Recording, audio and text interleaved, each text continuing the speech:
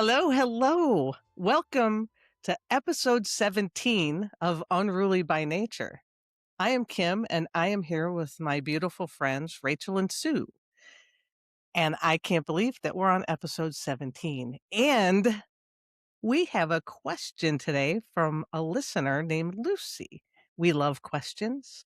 So if you like what we do, like and subscribe. And without further ado, Rachel, I'm going to ask you first. So this question is from Lucy, and it's a multi-parter. If you need me to repeat anything, just ask. I will. Question A, what do you feed your dogs?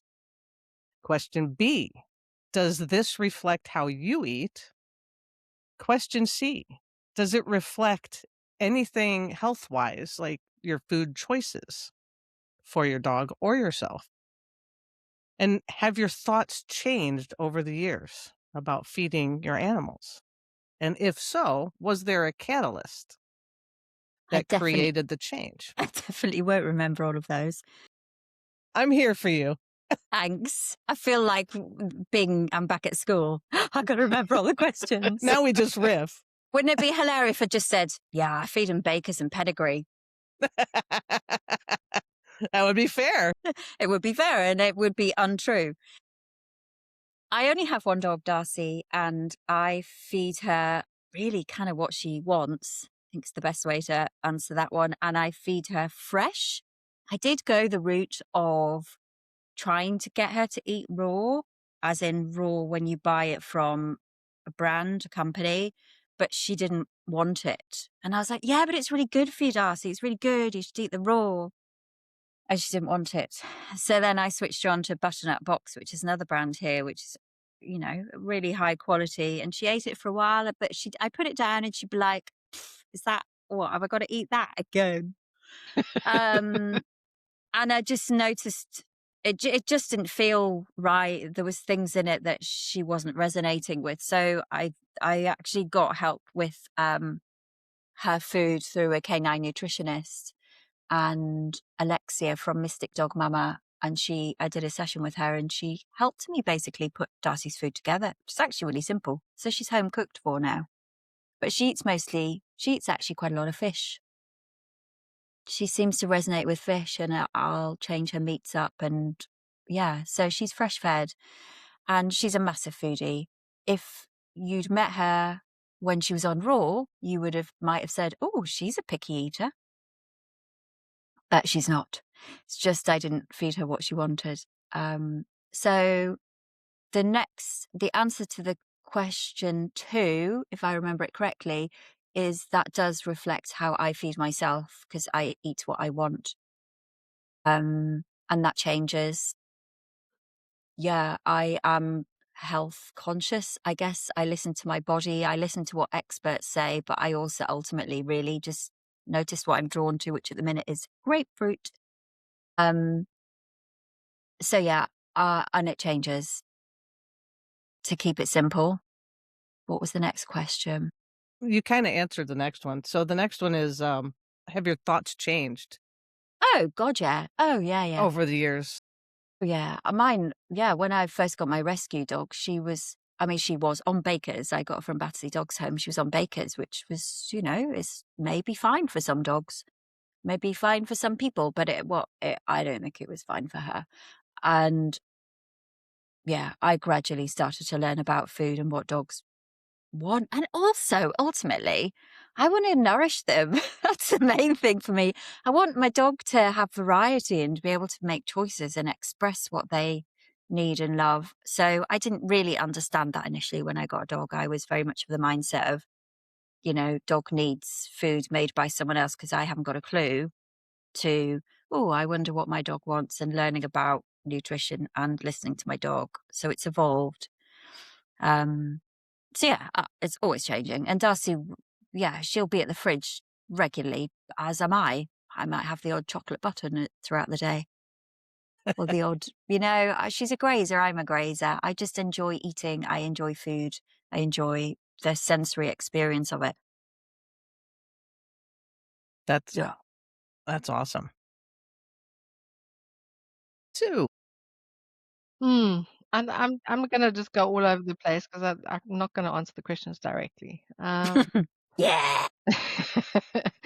So yeah, I think when I started, I mean, my the first dogs I had, I remember growing up with our dogs. It was these big drums of Epole dog food. We had a lot of dogs on the property, and we used to get these big, huge sacks of Epole dog food. And, yeah, they did okay on them, right? They seemed to be fine, they weren't dogs that were unhealthy or had challenges or anything, so it was interesting, back then. If the f I'm sure the food has definitely changed over the years, but, yeah, that's how I first thought, well, that's what dogs get, they get these dried pellets. And so when I was adult and I started getting my dogs, we did the same. And then the more I started to learn about dogs, the more I started to read. Part of my education as a behaviorist is nutrition and how nutrition affects behavior and health, obviously. And so it became really interesting to me um, how diet affects all sorts of areas. Like we know, it's a holistic thing, right? It's not just a one on done thing.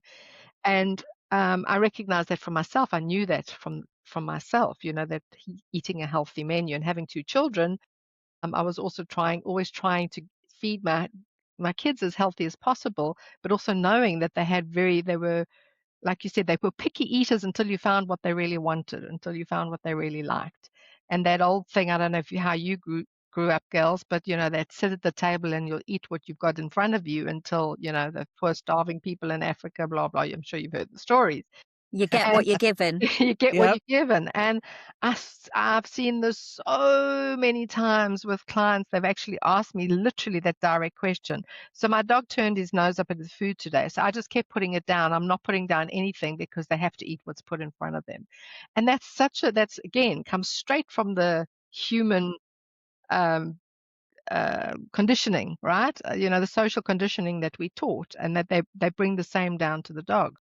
And yet, when you start to look at, as you say, what you start to see what's in the dog's food and how unappetizing it may be to their specific constitution, of course they're going to eat it eventually because they're starving, for God's sake. But it doesn't mean that it's good for them, and it doesn't mean it's a good match for them. And each system is unique, and I do believe we owe it to our dogs to try and find, like you did, Rachel, go through a process of finding something that was good for her as an individual. And that changes, as you know. It changes through stages of life stages, and it changes through, whatever they're going through.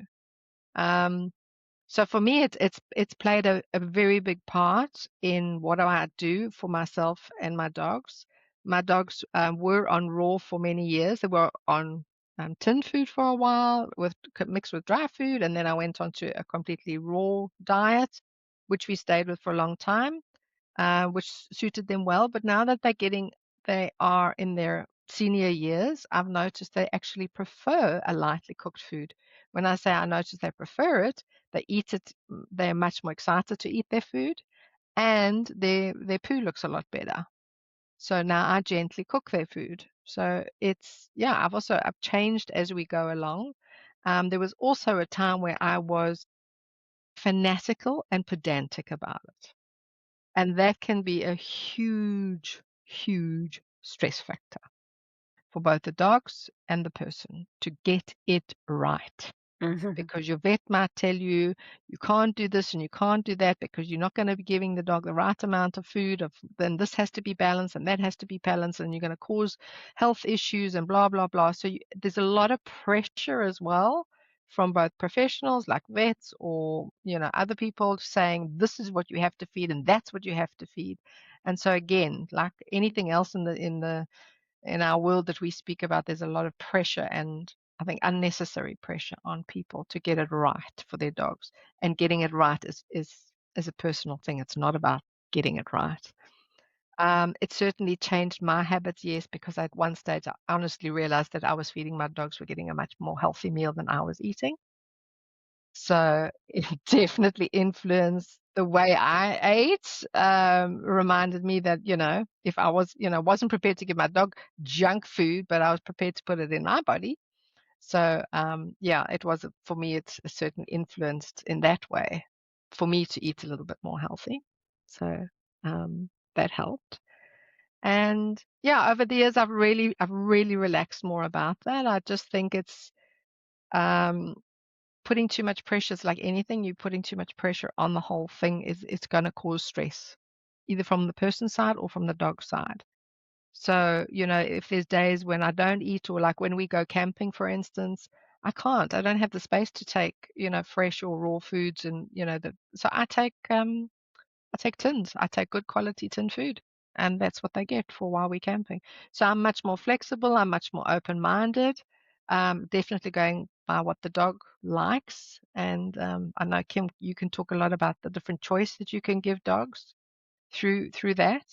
And just knowing, like, my dogs get table scraps. That's another big no-no. Don't give your dog table scraps. Mine do. Same. Dogs are social eaters. They love eating together. They love eating with their family. Charlie will often go and grab his bone and start chewing under the table while we're eating. And it's just a habit that he decided that it's social eating. He feels like he's eating with us. Um, so yeah, I think it's fascinating. And both my dogs are very big foodies. Layla's loves her fruit and vegetables. Charlie won't touch them. So again, each is an individual, and I've just really relaxed into whatever they want, however it feels right, and certainly adjust as we go along. Yeah, that's That's me. awesome. I mean, for me, I don't want to answer this question. I it's just so loaded, and you both Yeah. said some very, very important things. Because for me, I think I'm like both of you. We feed our dogs what they want. It's a variety of proteins. I think in where I am today is I have looked at what is dangerous for a dog. Things like grapes, onions, and we cook with a lot of onions, but we ourselves eat liver a couple of times a week, and it's the dog's favorite day because they get, like, we make extra and they get liver. So we give them what we eat, what's safe, obviously that's not going to be harmful to them in some way. I would say we do almost all lightly cooked, but we switch it in and out with raw. They get raw marrow bones to chew. Um, yeah, and it's shifted over the years. And it's funny because I go back to our first dog, and I was 4 or 5 when we got Tuffy, and he was a little toy poodle, and he was the runt of the litter, and he refused to eat dog food. So he was raised on Gerber's baby food when we got him, and then he ate what we ate. My mom made him a hamburger every day for breakfast, and then whatever we had for dinner, he would get, mashed potatoes or sweet potatoes or whatever it was, and he would eat whatever we ate. Again, as long as it was safe, but even back then, I doubt that my mom read books on how to feed the dog. And and if I'm in full disclosure, every time he went out to the bathroom and came in, he got a piece of candy corn. So we did everything not by the book, right? And then at some point in my life with myself, I got very, very rigid. I mean, I stopped junk food, and it's like it became an I can't have that. And it did not play well later in life as I went through that rigidity, but we fed our dogs in a very rigid way. Oh, they can't have that. No, they can't have this. Because when we were feeding the we called them brown pellets of joy, the kibble. And we had 2 dogs get cancer pretty fast back to back. And I'm not gonna blame the food or anything else, but it was a life-changing thing. And at that point, we had switched to a much more natural way of eating from, like, Mm. the college stage where you're eating buttered noodles and Oh, rice, yummy. like, I mean, where you just don't cook. And so we had shifted, but we hadn't yet shifted our dogs. And so we learned, and I learned how to make food for them when one of our dogs had lymphoma. And that was when things really changed. But then I was surprised because the homemade food didn't work for the one dog who was sick loved it, and the one dog who wasn't sick didn't get on with it. Like, so you said the whole thing. Like, And Rachel, you said it too. What makes you, as Rachel and Sue, feel well when you eat? Like, how do you know, right? Your body responds, you have energy, you're lively, you're not lethargic. And so we can observe that in our dogs and we can see how they respond to food. How excited are they to eat it? And then also, our dogs would go out and eat things in the yard. And when we find that nutrition that they really feel good in that moment, they stop doing some of that. But I used to freak out whenever they'd eat something in the yard. "Oh my god, put that Mm, down, don't do that," because I don't know if it grossed me out or whatever, but it's just information. And so it's just shifted and yeah, so health was a catalyst, but I'm starting to realize now that, it's about that connection, and you mentioned it too. Maybe not in these words, but it's, again, when you're feeling good and happy and your dog's feeling good and happy, and that could be on kibble, it could be on raw, it could be on some specific nutrition. But when you're both in that sync and you feel good, and like to me, sometimes it's when it's not consciously in your head mm, all the time that you're just in flow and then you're doing just fine. mm, That's where I'm just going to leave that. mm, Yeah. Yeah, I feel, um, what was I going to say? Is it the chicken and egg? When it's kind of what's in the background, isn't it, as we're eating? Mm, So when we're eating food, and you can be the healthiest person in the world and eat all of the perfect things. But if you have a lot of shame and anger and sadness and all of that stuff going on, and we only look at the food is really responding to how the energy mm, of the body is. Um, it's just one part. I agree. I've I I had cats a while back, and one of my cats was a real hunter, and she actually, I think it was the boy, was bringing in mice, and I was getting so upset about it. I was really, really getting upset and almost mad at my cat for hunting mice. And it was then that I was like, I am such a hypocrite at this moment, because I was at the time, I mean, I don't eat meat now, but at the time I was. And for me, it was because part of me'd been wanting to change what I was eating and change. Meat didn't serve my body. I've never been able to process it or digest it very well. And so it was like it was this great mirror of my cat kept just bringing in these mice. And I was like, oh, I think part of me wants to change what I'm doing. And it just took me down a whole route. And it wasn't about, I don't even know what it was about. Was it about animal welfare? Was it about me? I don't even know what it was about. I just knew I wanted to make that change.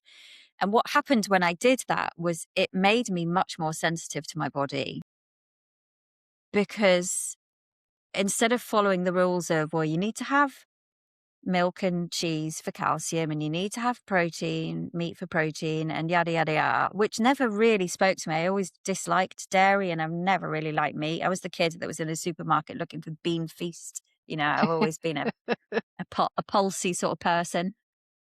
Give me a lentil. And it yeah, it just made, because I guess I was honest with what worked for me. And it's not that, all my partners eat meat, they're all, get out the barbecue.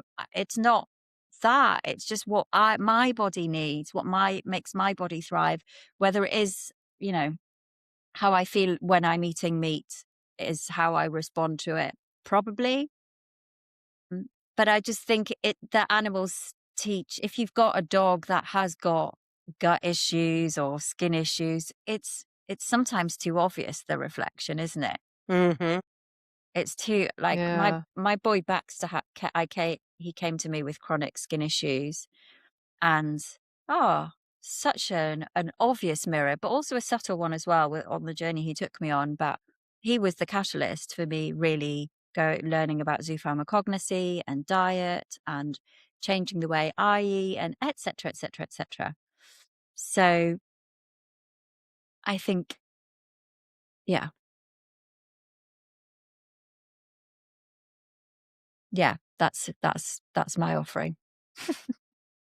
I think, Kim, you probably heard this one from me, or we've discussed this before, but I think it was Karen Becker, Mm, the vet, who, I mean, she wrote that book with Rodney, that whole mhm, huge big diet book, etc. Really great book. But I think at one stage she also said, the most important ingredient that goes into your dog's bowl is love mm. and how you prepare their food. And when I remember reading that and hearing that, and how often do you just, people just, get their food together and throw it on the ground and walk out. Right. And like we talked earlier about them being social eaters. Now, some dogs do. Some dogs want to be left in peace. They don't want people standing around. But it's the preparation. If you are preparing their bowl with love and I'm going to put a little bit of parsley in, and I'm going to put a little blueberry in. And I mean, it sounds crazy, but the amount of love and attention that you're giving to that bowl is the energy that's going into that bowl that they are going to get. And I certainly have noticed the difference if I'm in a hurry and I quickly, put the dog's food in and put it down and walk out versus I am in a good mood and I might be talking as I'm preparing it, and you get this and you get that and blah, blah. They start getting really animated. They're not ones that bark before their food, but I've seen them get really animated if I am paying attention to their food. And I know, then when I put it down, they're eating it much more excitedly. And yes, so love is the most important ingredient that you're putting into the bowl. Concur to I that. I And yeah. and I'll just say one other little notice that thing I noticed, which I call it "Let's go camping" because we do a lot of camping with our dogs. And I noticed that when I fed them outside, they got so much more excited about their food. Oh And yeah. so I do that now. I mean, in winter, it's not really possible when it's really snowy here, but in summer, like now, or even early spring, like now, I'll prepare their food and then I say, let's go camping, and I take their bowls outside, and they are like little spring chickens. They're Man. jumping behind me, jumping to get out, and they can't wait to get. So it's just interesting. I don't know why. Maybe I made a big fun story about it at first. I have no idea. Or was it just an observation that they love to eat outside in nature, to having their bowl put in on the floor in the kitchen? I mean, I love that because I think it speaks to the connection thing again. Mm. That piece that, and you could not be more right with the whole love in the bowl thing. And for whatever reason, food prep for our dogs, I mean, we separate all the things that we give them, and I mean, I'm usually making up some really ridiculously poor song about the food that's, like, getting put down, and, it's yogurt parfait in the morning, and I blend the yogurt and fruit some days, and it's just I mean, it's just playful, and Yeah. Django does this thing where he runs a lap, and we have pretty open floor plan, so he can get from our kitchen around through the hallway and back to the kitchen, and he's 12 and a half, and he just trots these laps, like, the more close you get, the more laps he's doing, and it's so brilliant, but I just yeah. Like, I think food can be one of those things where you can be really hard on yourself when you think you're doing it wrong, and I think that you can really have thoughts and think others are doing it wrong when they feed kibble, and I think that's a slippery slope because just like you were saying, Rachel, where you just don't process meat or dairy, I mean, our dogs are like that.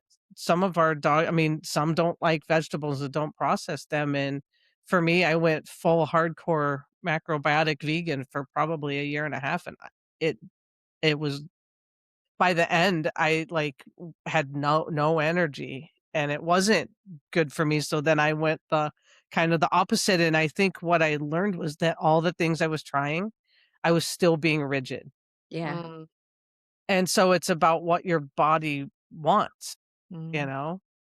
and you just listen to it. And It's like that thing, Kim, I think you've probably heard the story where somebody, like, let's say, makes up a nice smoothie for themselves. It's got all these, vitamins and fruits and veggies, and then they hold their nose because they can't swallow it. Oh, Because, do you know what I mean? yeah, yeah. I've seen people do it, and they think, well, this yeah, is, I'm doing this because this is good for my body, but I can't even smell it, because I'm hmm going to gag if I do. How? I mean, your body's already like yes, rejecting it before it goes in. How can it possibly be healthy for your body if you can't even get it in comfortably? Food should be a yes, a orgasmic joy. experience for your Yes, body. Hell Not a, yeah. oh my God, I have to eat this now. not the plug and chug. Oh, No way. Just no. And I mean, and it's like we can do that to our animals, but yeah, it's supposed to be orgasmic. That's a mhm. great way of putting it. It just have fun with it. It's like, while we're in these physical bodies, it's a sensory experience, isn't it? Like, food for me I actually don't really like using a knife and fork. I love using my this whole thing where you're taught, don't put your elbows on the table and you hold your knife and fork. Oh, I hate all that shit. I want to get my hands in. I want to get on my face. Like, I absolutely get it down my boobs. Like, I always get food down my boobs. That's what boobs are for, is catching food. Just it's displaying what you've eaten. Look at me and my avocado. I, I love it. And I absolutely love watching Darcy eat food from our plates. Mm, I mean, yeah. she loves whatever my partner's eating because she'll have meat, but she also loves scrambled tofu. I've left her some avocado downstairs. I don't think she fancies it today, but I love the experimenting with Mm, her. mm. I like getting like different nuts and seeds out the cupboards and seeing which one she wants. And yeah, she might have a very seedy poo the next day, but so might I. And my Have body. you ever have you had a picnic with your dogs before? Yeah. Um, It's Yeah. so much fun. You got to on a do it. walk, yes, on a walk, but No, not in so my you do it garden. in the garden or do it Yeah. in your home. So you Okay. get a whole lot of little bowls with little things in, little Tupperwares or whatever you want to do. Put your picnic blanket down, Yeah. call your dog to come and join, and literally open one little box at a time, and then So both of you cute. can snack that. And it's just the most. I've got a little video of it once I did it. It was just. It's like going to a little tea party with kids. Do you know what I mean? You know when you used to have a little tea party. Yeah, with your teddy bears. Yes, it's delightful. And I just had these big eyes staring, oh, what's coming up next? And then they would get all excited and I'd say, oh, it's I don't know, like maybe a piece of cheese and yay, yum, yum, yum, yum, yum. Oh, it's a pea. Eh. Um, and then I think then I had some cut fruit or some berries or something. And Layla was, oh, yes. And Charlie was, yes, yeah. There. And he spat it out. It was delightful. You've got to try it. Such a Got fun this activity. great visual of your neighbours peering over the fence going, look, She's lost it. there she goes again.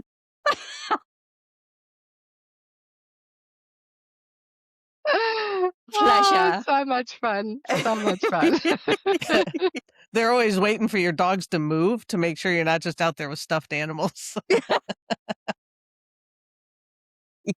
Yeah, so you get to eat all the food. Oh, dear. That's brilliant. Yeah, I must try. Yeah. Yeah.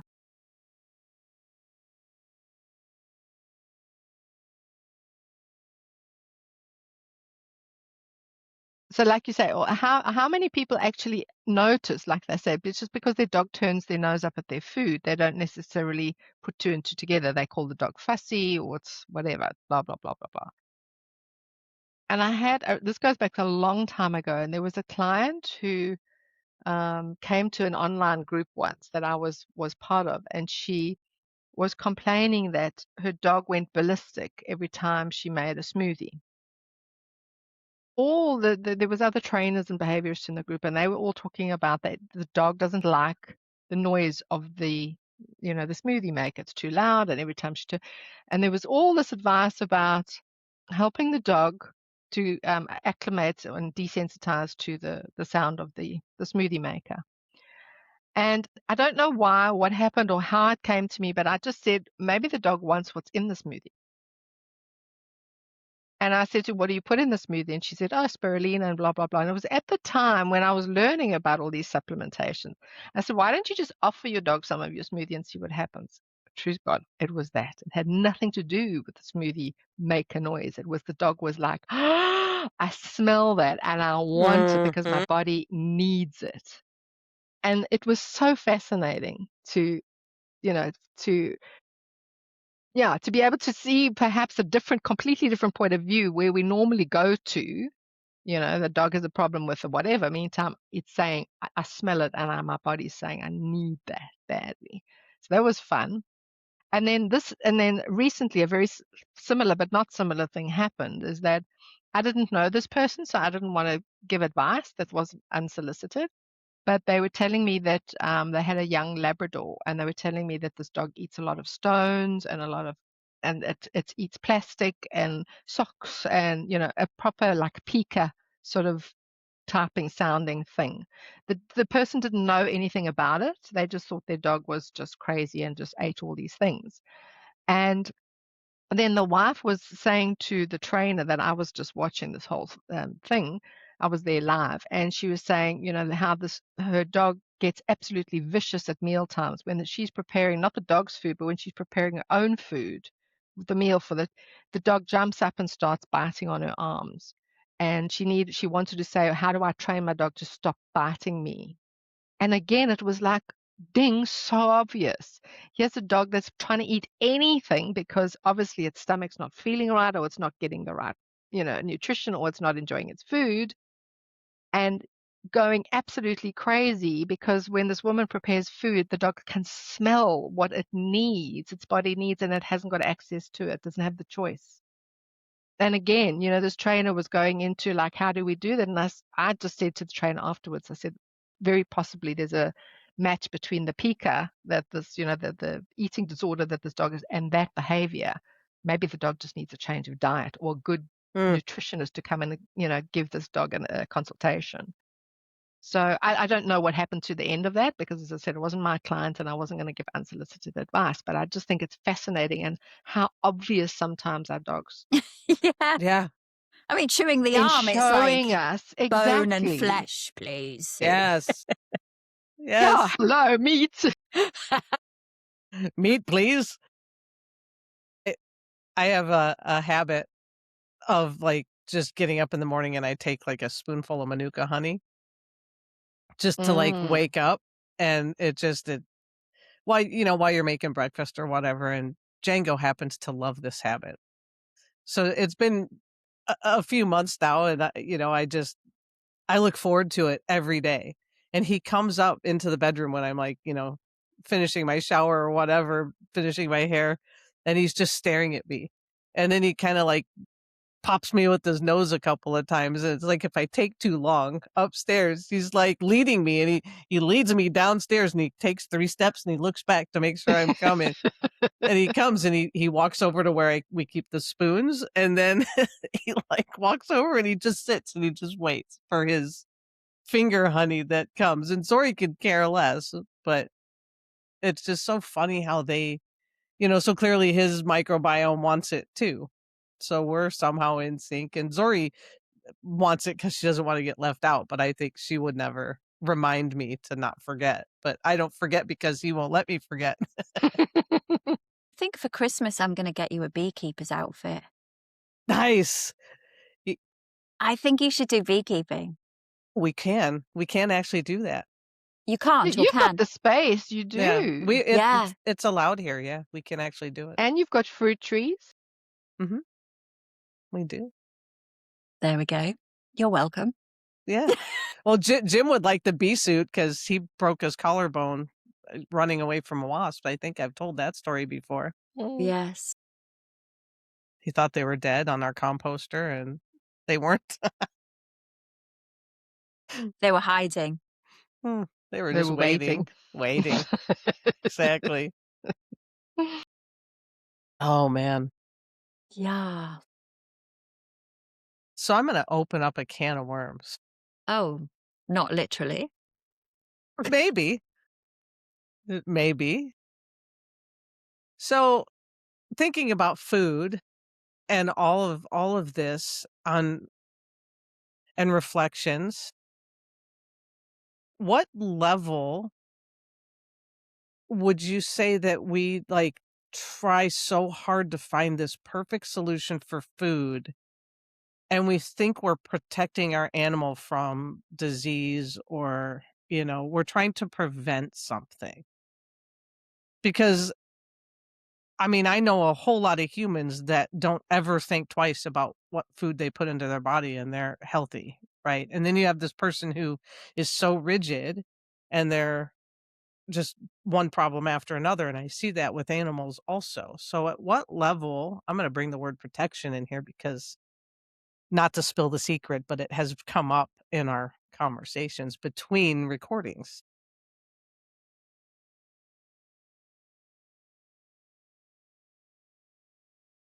It's fear. I feel like all of that is our suppressed, unconscious, collective fear of harm and being hurt and being uncomfortable. I think, I don't know if that's answered your question, but that's what's popped into my head. That's why we feel we've got to, quote unquote, get it right. Because we know there is no right. There's just always feedback from the dog and they change constantly.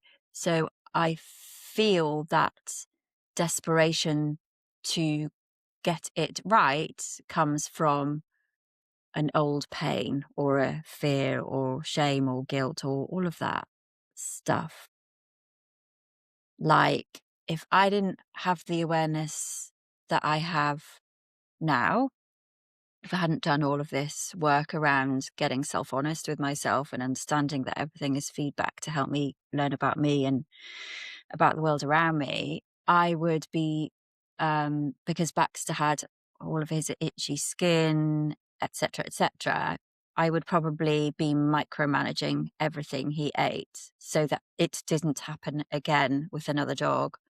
So I feel that's playing out for a lot of people because they'll think, oh, well, it was that that caused that. And that is a bad thing. I don't want them to have skin issues. Well, of course, we don't want them to have skin issues.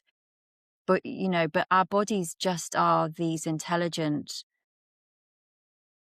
energies that are always expressing how we're feeling and expressing where we are and what we're experiencing. So it's not, skin issues aren't it's going to sound really weird, but they're not a bad, terrible thing. Yeah, we don't want them. They feel uncomfortable, but it is the body's way of communicating, just like it is like trying to get the dog to not bite. What is it? We say, don't stop the growl, it'll turn into a bite. Well, it's just communication on what else is going on. And I feel that's where I go with it now, is the body is a system of communication that's asking to be listened to, just as the dog. So I don't feel that need to control what she eats. And I feel protection is the same. Where protection is is like a self-preservation, a denial. Like, for example, I was in our garden, we've got hawthorn bush and she's thriving. And when we bought this house, the guy that sold it to us put down a membrane on the ground and then wood chip on top of it.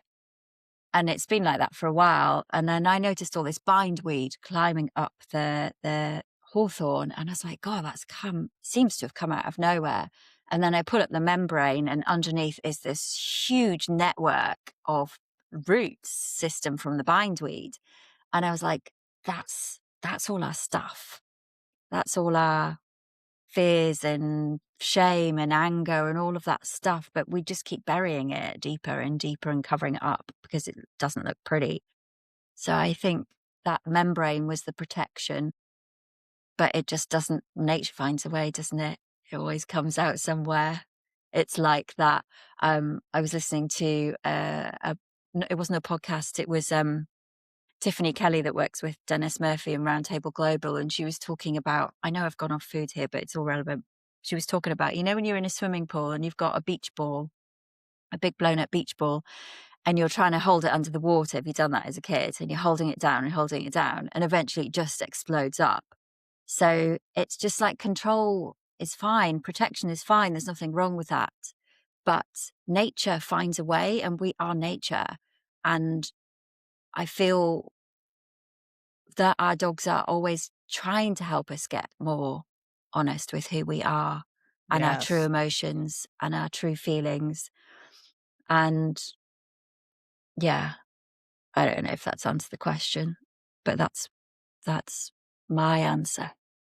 Yeah, and it doesn't have to relate to food because food's connected to everything else. Yeah. Like you said, it's just one part of the picture. It's a holistic thing, isn't it? So I definitely resonate with what you said about the fear. There's definitely a huge amount of fear that's attached to the protection bit, the fear of our dogs getting ill, or the fear of our dogs, getting sick if we don't feed them correctly, because a lot of we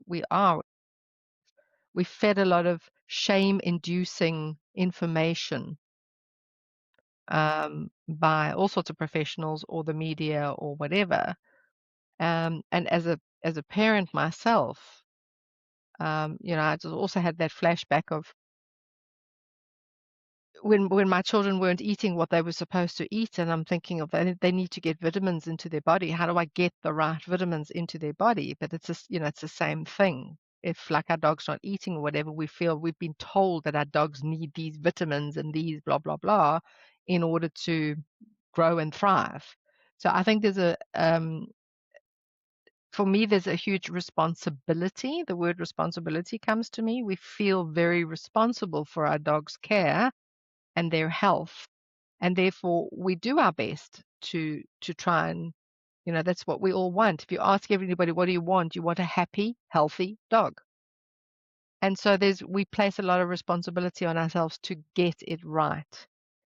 And like you said, Rachel, I've seen cases where opposite of what you said, Kim, where people have fed their dogs the most brilliant diets and the most perfect, food that, and still have developed things like cancer or whatever. So like you said, nature will find a way of whatever what it's going to be doing. And it's for me, I remember even having that thought. I even remember having that thought. Here I am. At one stage, I was feeling feeding a very rigid raw diet, and I was promoting it big time to everybody that I knew. And I was convinced that this was the one and only way to go. And I remember thinking to myself, what if my dogs develop cancer after all of this? Or what if they get sick after all of this? And the fear and the guilt and the shame that rose from that thought of perhaps I'm actually wrong here, but I'm going to do it anyway because I'm so fearful of the opposite. And so, yes, for me, it's a sense of responsibility, a lot of fear attached to that, and a lot of shame attached to getting it right. It's so loaded. There's so much. Yeah. There's so much because the body is communicating and it is so intelligent. And the responsibility that we feel times, I believe we want so badly for our dogs to live to be 15, 20 years old, 25, right? And then in my opinion, my truth is that we can't control that. We can't. We have dogs who have been full on raised and they are still, Django was raised on raw and he still had reactions to vaccinations and we have managed his health for 12 and a half years. And it is through diet, but it is through a flexible, fluctuating. What does he thrive on now? And again, it's that observation. And I love where you talk about the self-preservation and denial piece of it, but there's this part of me because I know my own journey. When things happen and our dog gets a skin condition or has a reaction to a vaccine, or we do, right? Because we're not immune to this. It's for people too, not just animals or dogs. But how many times have both of you met someone through these trials that you're Mm. going through that you have felt such shame and guilt, and then something beautiful happens at the end of it that there ends up being this gift? And I know, I mean, I ended up here in my quest with you 2 and many other people that I have met that have elevated my wisdom, that show me flexibility, that energetically align with my body to help me remember my potential. And I think that we think these things are bad and they're just things. Everything's neutral, but the irony of it is that we just live in this duality of we need some responsibility, but hyper responsibility, I mean, I think that when you can step back and there's a reason why you buried something under for 20 years because you weren't ready to remember this, right? And you had to make that explosion gigantic. So it's not wrong that you buried it, but I think that like you can get into that and it really is just a duality. Is it right? Is it wrong?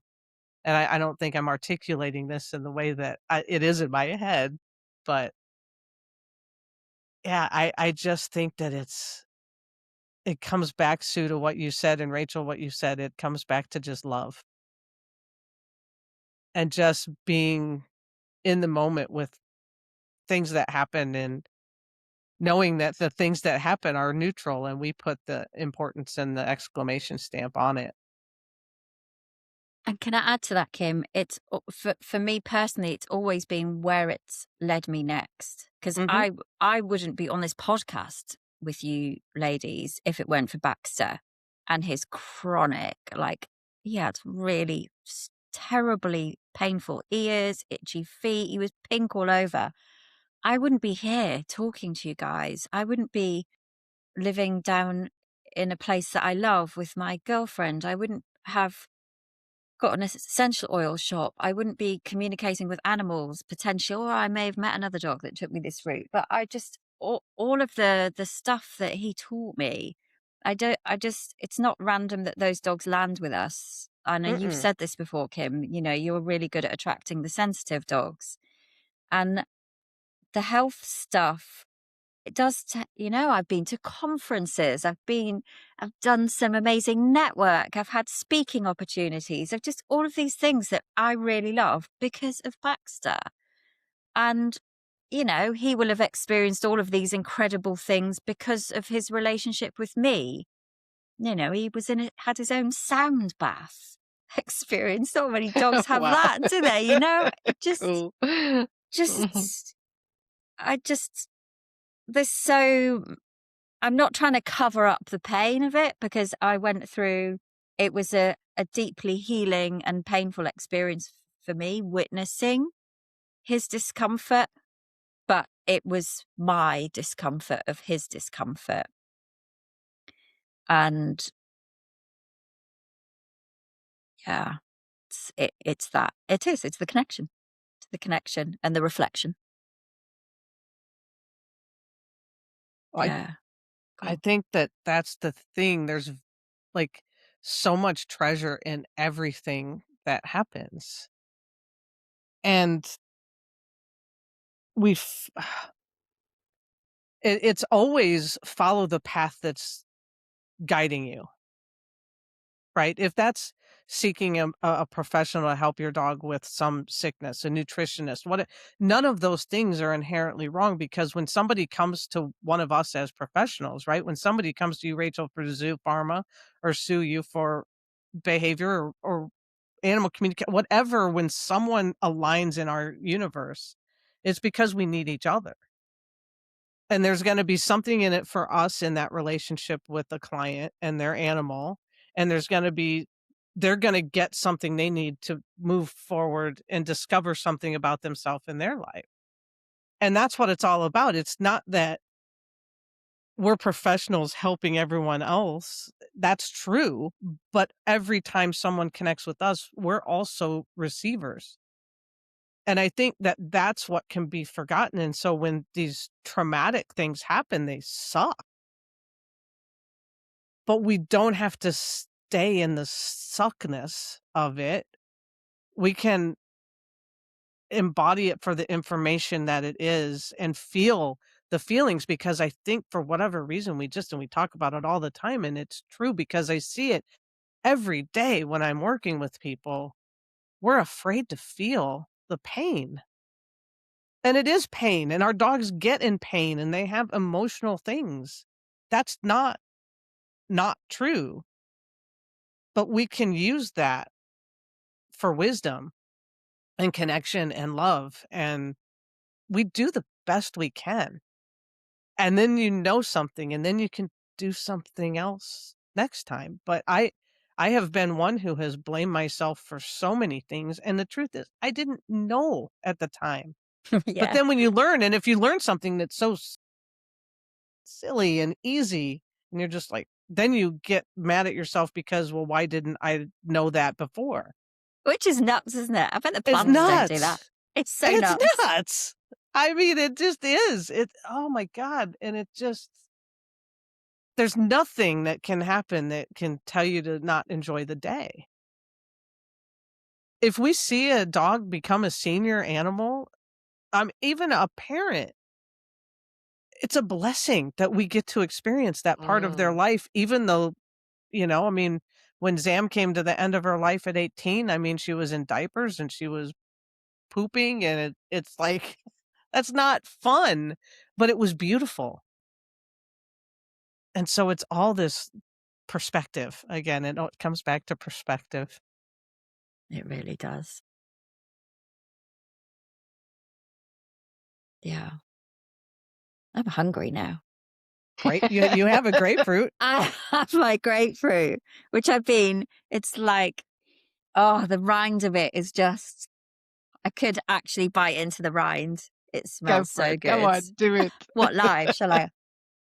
Oh, it needs, what is it? Oh, My glands are going just watching you. it's really bitter. Woo. But good. I've now got grapefruit on my teeth. Can you grow grapefruit there where you live? Doubtful. Maybe in the road I live in because it's a little sun trap, but I don't know. I don't think it's warm enough. I think you have to have sun a lot more than we do. Yeah, how lovely would that be though? Yes. Yeah.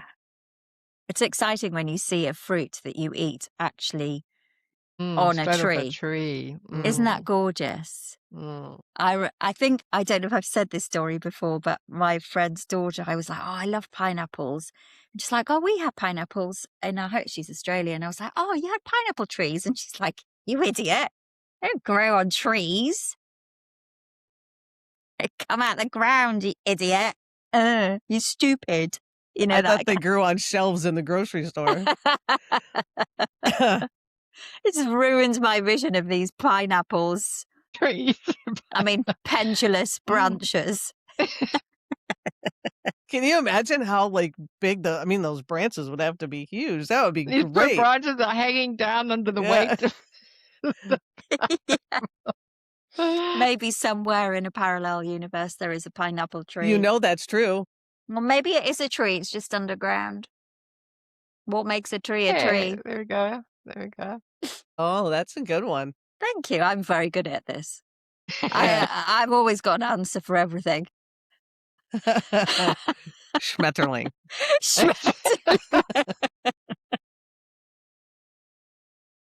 That's my favorite word. Here's me. I'm like, I didn't know what it was, and I'm looking it up, and I'm expecting it to be dirty. It means butterfly in German. It means, it's just such a descriptive word. It's It's such a lovely sounding word, isn't it? It is. Schmetterling. I can say it too. There's no rolling R's or weird things. So what oils do you have, ladies? Got cypress today. Ooh. Speaking of trees.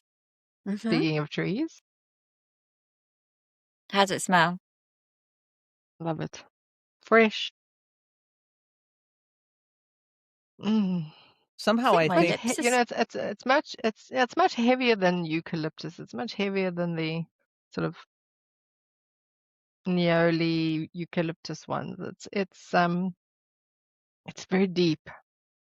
I love cypress. It's lovely. I think it would go well with my lemon. I But you got just have lemon. yeah, I just reached in and did the old grabby grab and out came lemon. I nearly grabbed lemon. I think the Oh, monoterpenes are making my tongue and my lips swell. I, And they're I feeling picked... all tingly. No, they feel like, when... yes, tingly. You know when you go to the dentist and they numb your gums? yeah. That's what it feels like from having bitten into the grapefruit. Maybe this is like a Gat Foss moment. Who was it that got the burn and spilt the lavender on their arm? Oh yes, it was one. What was it Gat Yeah. Foss? I've forgotten his name. Maybe maybe grapefruit is good for something to do with the teeth and the gums. Who knows? But I picked out hemp, and I was so revolted by it. I did the wrap. I don't was even like, have I that am one. not bringing that. I was like that. I'm not bringing that to the table. But let me just have another smell now. I mean, actually, it's not as offensive, but maybe because I'm a bit stoned on monoterpenes from the grapefruit. Yeah, I smells mean, good. what does hemp what's hemp smell Have you like? not? Is it Well, don't I actually like the smell of weed. I do. I do like, does it smell like that? I no. mean, I mean, sort of. It does a little. She smells quite nice now. this is how fast things can change. I think that was like Oh. 23 seconds. I think the grapefruit's working its way through my body.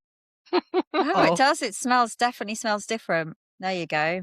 Something changed in my landscape and I'm now perceiving the hemp differently. Because she's imagining it to be the weed you remember you liked. Yeah. I do live near Brighton, so there is a lot.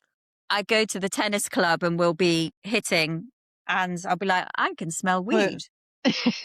Or I'll be in my back garden. I'm like, I can smell weed. So there are a lot of pot smokers around here.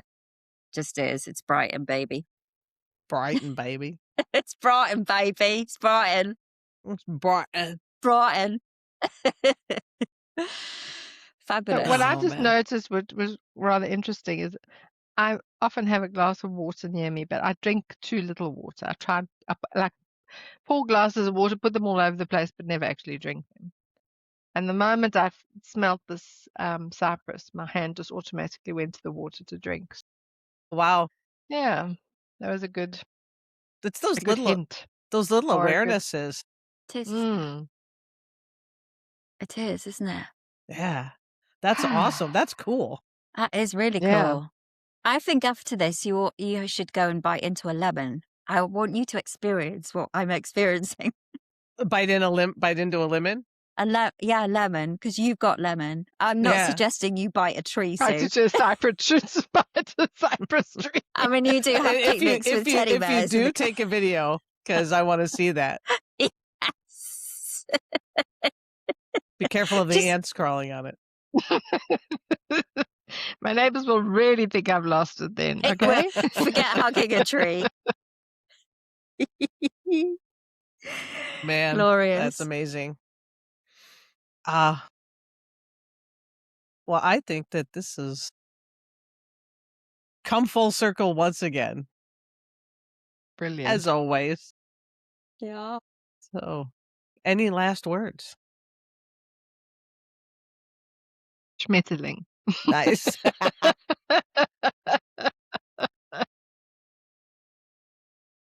Yeah, flexibility. I think listening to you both, that's the biggest thing I've got from this is flexibility and the ability to adapt and change and be comfortable with that. And listen to experts. They have plenty wisdom, but the biggest expert really is the one in front of you with 4 legs and hair and fur even Yeah.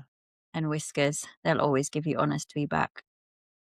Mm. This food's shit. I'm not eating that. Exactly. And thank you, Lucy, for the question. That was a great question. I knew it was Yeah, gonna thank like you. just propel us forward. So it was a great Mm. question. Thank you, So Lucy.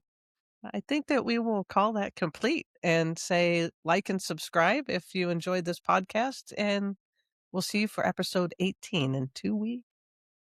Yay.